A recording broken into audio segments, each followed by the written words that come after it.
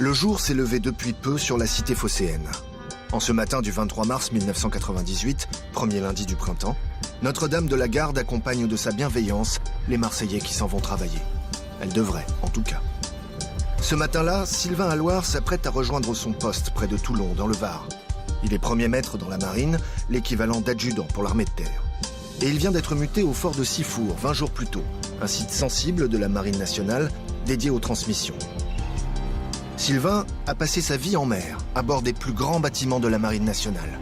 Mais désormais, pour lui, fini les voyages au long cours. Sylvain est à quai. D'ailleurs, il va bientôt quitter l'armée, son contrat arrive à terme.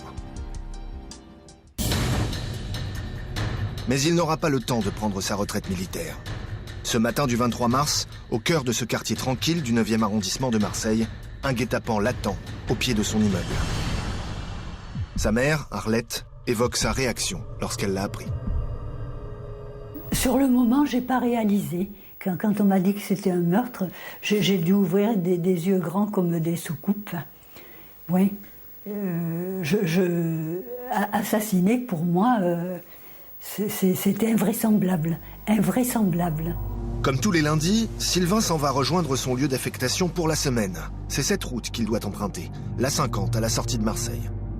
Départ 7h10, cela lui suffit pour faire la route jusqu'à Sifour, surtout qu'il conduit plutôt vite. Mais ce matin-là, la Xantia de Sylvain ne partira pas. Il est abattu sur son parking de 2 balles dans la tête.